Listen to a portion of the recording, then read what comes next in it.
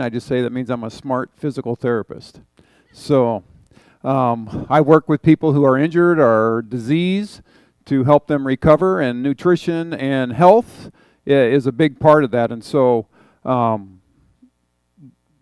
I have some experience in this area. I've been studying nutrition for probably 30 years now. And it's a big thing in my life because I had some digestive difficulties, still do at times if I mess up and don't do like I'm supposed to, like most of us do. And it can cause some trouble. So I've been studying it a long time. The Bible is God's letter to mankind. Okay? And it is I call it a love letter, but in it he wrote it to us and gave it to us so that we could know how to live life happy, healthy, and full of energy, which we should be. And it doesn't matter what age we are, we should be energized if we are doing things the way that God says to do them, so that we can be those things. And so that's kind of the premise of this whole seminar. By the way, you guys are only getting half of the seminar. It's normally an 8-hour, maybe even to 10-hour seminar. I've taught it. This will be my third time. And the whole thing. And if you guys want the second half, we can probably do that at some point. But today it's mostly about our bodies and how to have a healthy body. The other parts of that, and I'll show you here in a minute, have to do with your mind and with your spirit. And those three have to kind of be in union to be really healthy. But we'll see that here in a minute. Okay, some statistics here. 102 million Americans, this is just for Americans, that would be us, adults have high cholesterol, and that's been holding steady for a long time. It just is there. So that's quite a few. 29 million Americans have diabetes. 86 million have prediabetes. Now that was about 8 years ago, right? That has gone up significantly. Now it's 34 million Americans have diabetes, and 88 million have prediabetes. So that's a lot of Americans. And of course, diabetes is a metabolic disorder, mostly caused by, guess what? Our diet and lack of exercise. And the same with high cholesterol, mostly caused by our diet and lack of exercise. And then you see there 75 million Americans have high blood pressure. Well, that's now 103 million Americans now have high blood pressure. So, again, something that is significantly affected by your health, by your diet, your exercise, and stress. And stress is, we're not even getting into stress today. So that comes under your mind, your having a healthy mind. But anyway, someone has said, if I can get this thing is so touchy. It's there somewhere. The World Health Organization, WHO, our favorite people, said health is a state of complete physical, mental, and social, which they attack in spiritual there, well-being, and not merely the absence of disease or infirmity. So to be healthy, you might not be sick, but that doesn't mean you're healthy. Okay? Health is a state of complete physical, mental, and spiritual well-being. And God kind of says that very same thing, as we're going to see here in just a minute. That those three things kind of need to be in harmony, one with each other. So we are created by, I cannot hit this thing light enough. We're created by God for Him. So that's important for us to remember. God created us for Him. And if God created us, the premise is God knows what's best for us. And did you know He is such a loving and great God? He told us exactly how to be healthy. It's all in His Word.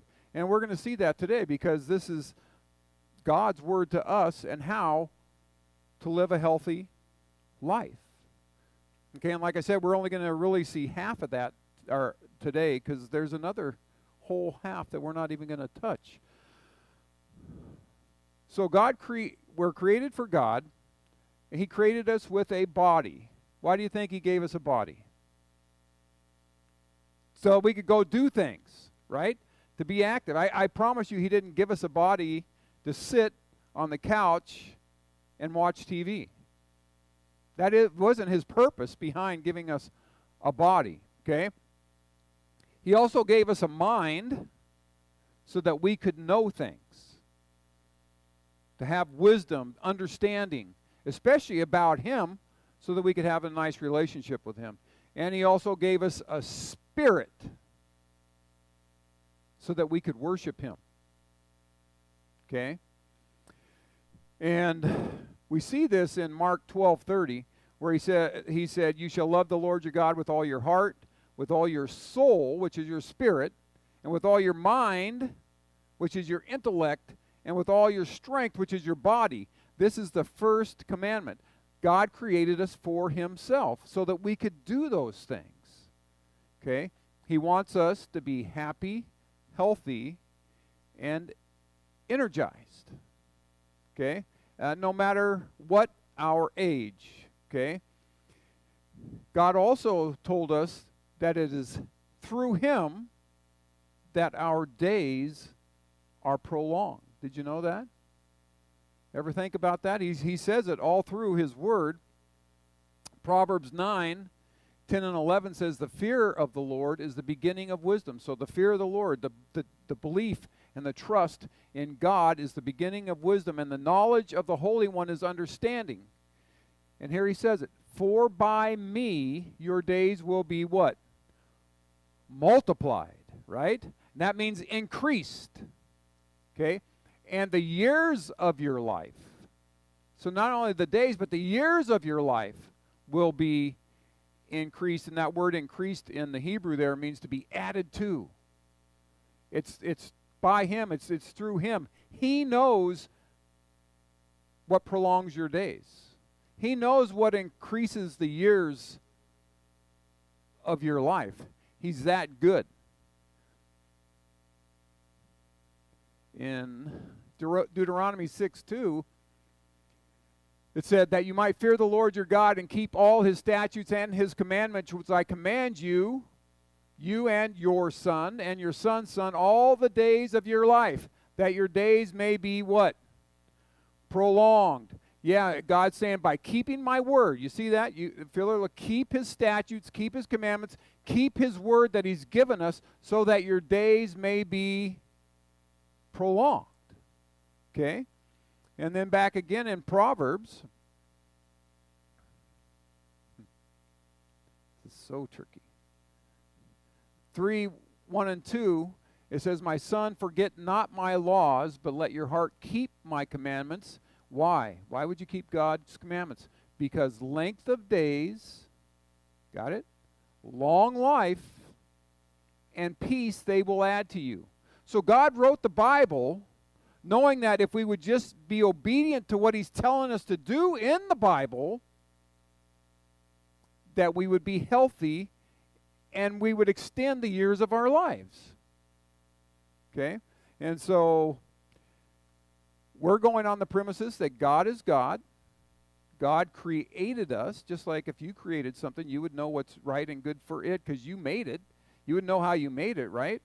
And God's the same way. And so He's telling us this is what to do in order to have long life, length of days, and peace, which kind of goes right with that, okay? interesting, he says in the Bible, and this is an important part. Oh, by the way, the Bible is not a science book by any stretch of the imagination.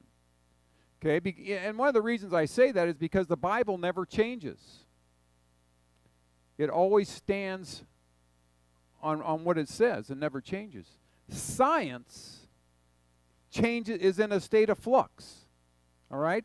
So science is made up of what we call theories. Right? And theories are, this is what our best guess as to what's happening is. And as time goes on, we find out that our best guess wasn't really right. And I know in my profession, when I first started out, I would go to seminars and they would say, this is the way that you treat this condition. Right? And then I'd go 5 years later to another seminar on the same topic, and they would say, we don't treat this way anymore. It's this way. We've learned some stuff. And so what you were doing, from what I learned at the first seminar, was wrong.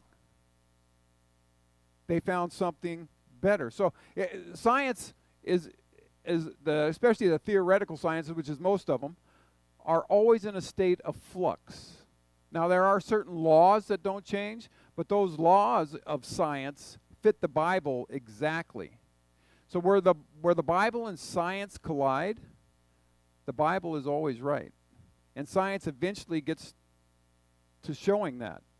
All right? But it's not a science book. It wasn't meant for that. But it was meant to teach us how to have healthy, happy, energetic lives. Okay? And so one of the things that God says in his word, he says, your life is in your blood. I thought, wow, that's interesting. What do you mean your life is in your blood? Our blood is extremely, extremely important. In fact, if we didn't have our blood, guess what would happen? We would be dead, right? So our blood is so important that God gave us 2 filters for our blood. Right? He gave us kidneys. Guess what they do? They filter the blood. He gave us a liver. Guess what it does? It filters the blood. Okay, and not only that, he gave us, because our blood is so important, he gave us what we call a blood-brain barrier. Meaning, to our brains, which are really important, there's even fewer chemicals that can get in there that might somehow sneak into your blood through other ways. He also gave us, because I want you to think about this, everything that goes into your body, and I mean everything, your body has to do something with it. Okay? Literally, it has to. And God has created us so that our bodies are pretty good at taking care of the bad stuff that gets in, because our blood can't change very much. Did you know that? The pH of our blood can change just barely. And and that's it. Otherwise, we would just die. It's so important. That's why we have those filters, and that's why we have that blood-brain barrier, and that's why we have the lungs, and that's why we have sinuses, so that when we breathe, it filters a lot of the pollutants and stuff that we have out. But in today's world, of course, between the pollutants and between the stuff that we eat and all the chemicals that are in food and other places, our bodies get overwhelmed. But it does a pretty good job still of getting rid of all that stuff, but it has to do something with it, right? And so if you overwhelm your body, let's say with fat, it's going to do something with it, right? So it's too much. We can't get it in the blood, so we got to go put it somewhere. Well, you can see it puts it a lot of times for me right here, right? And it's got to put it somewhere, and that's because of our dietary habits. Same with pollutants of any kind. So if we're overwhelmed by pollutants, why do we get cancer? Our body's got to put those pollutants somewhere. And so it'll put it, because it doesn't want it in the blood, because our life is in our blood. And there's several verses that talk about this. Genesis 9:4 says, "But flesh with its life, which is its blood, you will not eat." So you're not supposed to eat blood, which is kind of smart, because it's yucky. It's just not good, and it's not healthy, right? It's not healthy to eat blood. That's what vampires do, if you believe in those things. I don't. In Leviticus 17:11 through 14, God said this. He said, "For the life of the flesh is in the blood." Okay? He's going to say this over and over. "And I have given it to you on the altar to make atonement for your souls, for it is the blood that makes an atonement for your soul. So I said to the children of Israel, no soul of you will eat blood, neither will any stranger that lives among you eat blood." Okay, and whatever man there is of the children of Israel or of the strangers that live among you who hunts and catches any animal or fowl that may be eaten, he will pour out the blood and cover it with dust. And we still do that practice, most of us today. When I hunt and I get a deer, let's say, I drain it of its blood. I don't eat it. An elk, same way. I drain it of its blood. I let it hang so that the blood all goes out. Okay? And anyway, and so they cover the blood with dust, for it is the life of all flesh. The blood of it is for the life of it. And that's the part I want us to understand. "So I said to the children of Israel, you will not eat the blood of any flesh, for the life of all flesh is the blood." You see how he says this over and over and over. Whoever eats it will be cut off. It's the life of our bodies. What would happen if we didn't have what does our blood do? It does a lot of different things, right? I think I skipped 2. I got this. Blood is the fluid of life. The blood transports oxygen from the lungs to the body tissue, right? And carbon dioxide from the body tissue to the lungs. So if our circulatory system isn't working right, we don't get enough oxygen to our cells. If we don't get enough oxygen to our cells, guess what happens to the cell? It dies. Yeah. And so the blood is that important. And it also removes the carbon dioxide. What happens if we didn't remove the carbon dioxide? The carbon dioxide happens because of the metabolic processes that the cell does. You would die as well, right? Blood is the fluid of growth, transporting nourishment from digestion, hormones from glands throughout the body. It transports all your nutrients to your cells to keep your cells alive. You are a living organism. And the blood transports that to keep your cells alive. So if you don't give blood to a part of your body, what happens to it? It dies. We've seen that with frostbite, right?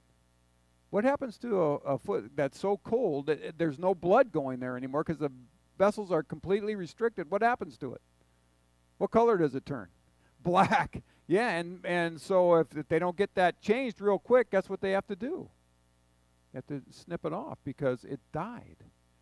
Yeah, and so if it doesn't get the blood, it doesn't get the nourishment, it doesn't get the oxygen, it doesn't get anything that a cell needs to survive. That's why the blood is so important. It's literally, the blood is the fluid of health, transporting disease-fighting substances to the tissue and waste to the kidneys. Okay? It's also, yeah, the blood is also what fights off things for us, right? It sends all those white blood cells out there to kill off diseases and problems, and it's very important. So as you study health, you have to remember it's all about what's happening with the blood. Why is exercise so good? Guess what it does? Guess what exercise does? It increases your blood flow, right? That's why you think better with exercise. That's why you feel better with exercise. That's why it helps in so many ways, is because it increases your blood flow. And the blood is that important. And the same thing with oxygen and our nutrients, all through the blood to our cells. And that's why those things. So remember, it's really everything is about your blood. Okay? And God, in His great wisdom, the great creator He is, has given us some awesome ways to protect our blood, including our kidneys, our liver, our lungs, our sinuses, our skin. All those protect the blood. Okay? So, the biblical health model. I told you this was just one half of it. It's actually a third, but time-wise it's a half of it, because we spend most of the time on the body, because everyone wants a healthy body. Even though I think the mind and the spirit are just as important. But so you have a body so that you can go, and we'll see that in a minute. Matthew 28 says that, so you can go and do things. You have a mind so that you can think about things, and you have a spirit so that you can worship God. And those three, you can see how they all intertwine with one another. So if any one of those three are out of whack, you are not a healthy person. Okay? Because you might have the healthiest body in the world, but if your mind is not healthy, guess what? You're not healthy. And the same with the spirit. And you know, if you have a great mind, but your body and your spirit are not there, so you can see it. They all intertwine. So we have a body so that we can go and make disciples of all nations.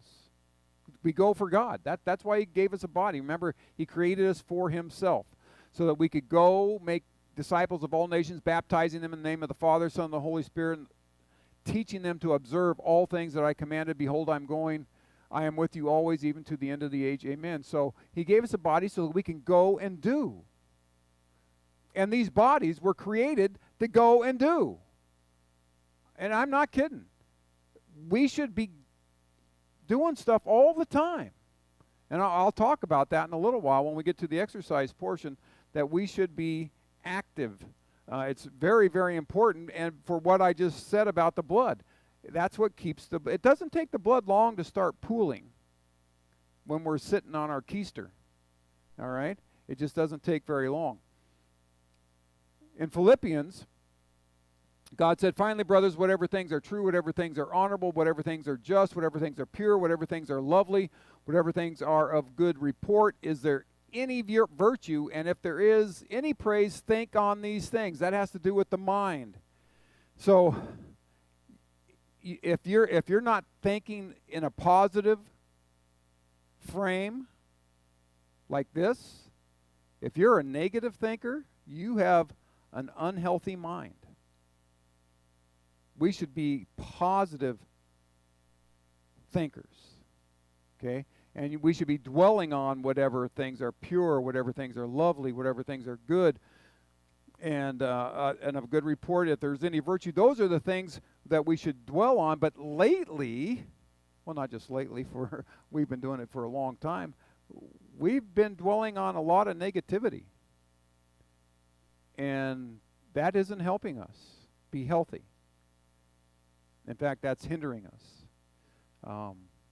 About 3 months ago now, I just stopped watching the news because I could tell it wasn't doing me any good. It was making my mind very, very unhealthy. And then the Spirit. But the hour comes and now is when true worshipers will worship the Father in spirit and truth, for the Father seeks such to be His worshipers. God is spirit, and those who worship Him must worship in spirit and in truth. Okay, and so that's very important as well. So to have a healthy, to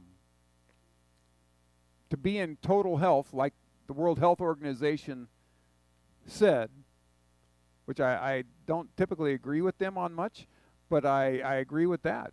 You need that complete physical, intellectual, and spiritual harmony. Okay? Oh. So, to wrap up again with this, God created us a body, gave us a body so that we can go and do. He gave us a mind so we can think and dwell, especially on Him. And He gave us a spirit so that we could worship and walk in obedience with Him. Okay? And those are so important. Today, all we're going to get to talk about is a healthy body. Okay? And so we want to say, what does the Bible say about a healthy body? And of course, it goes and agrees completely with what science tells us, what we need to have a healthy body. So, to have a healthy body, you need to have proper nutrition. You need to have exercise.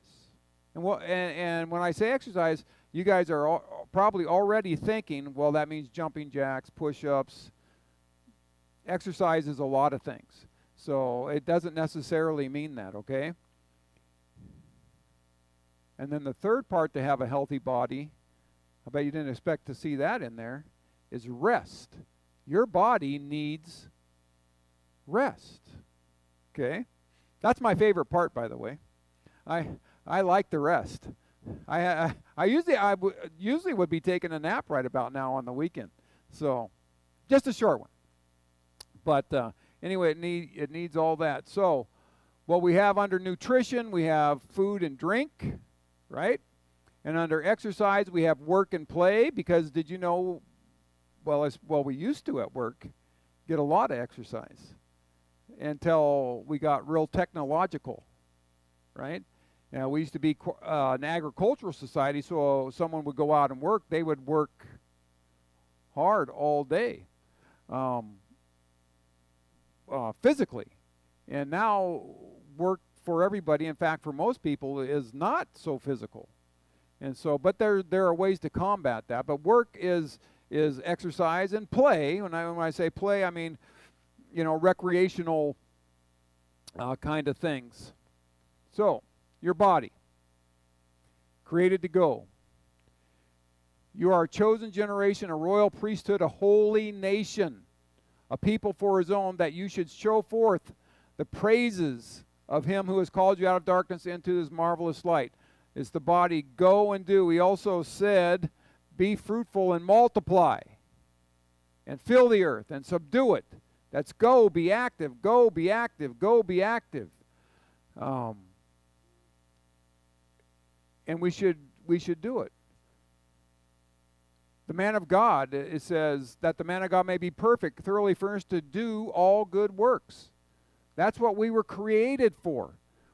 Our bodies were created to go and do good works.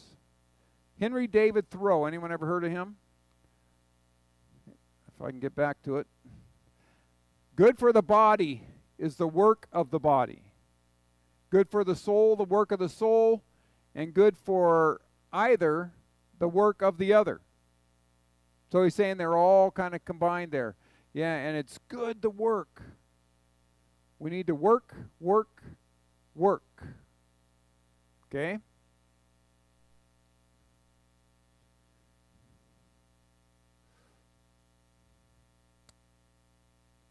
Trying to get this to the right spot. So we're going to start out with exercise. You guys ready for exercise? All right, it's getting plenty warm in here. I don't know if you guys are getting warm, but I'm getting plenty warm. So if you don't mind, I'm going to turn that down just a tad. Huh? A lot? Oh, just are you cold still? Okay. There.